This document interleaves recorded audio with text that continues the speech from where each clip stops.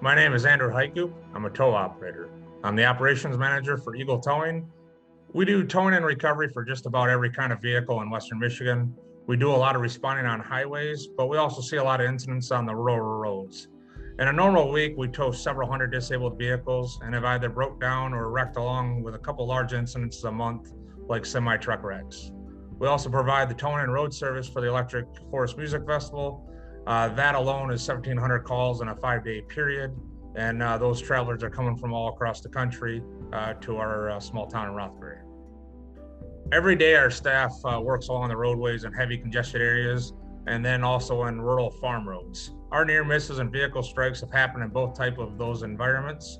I've had my truck struck. I've had several personnel near hits, a couple incidences with myself that were within inches, and I've been at the very front of a 40-car pileup from a disabled driver who wasn't paying attention that caused a chain reaction.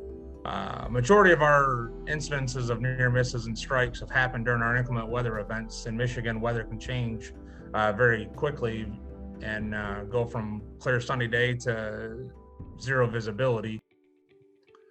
As a TIMS instructor for the state of Michigan and as an industry advocate for safety, it just makes sense to utilize all the tools we have, and Hostler is just one of those that just makes sense. Why wouldn't you want to reach into the passenger compartment where the driver is and be like, hey, Eagle Towing's ahead, please slow down and move over. We've been on HAAS alert now for about 6 months, and we can already see that vehicles are preemptively already moved over, and that's given us the space to work safely.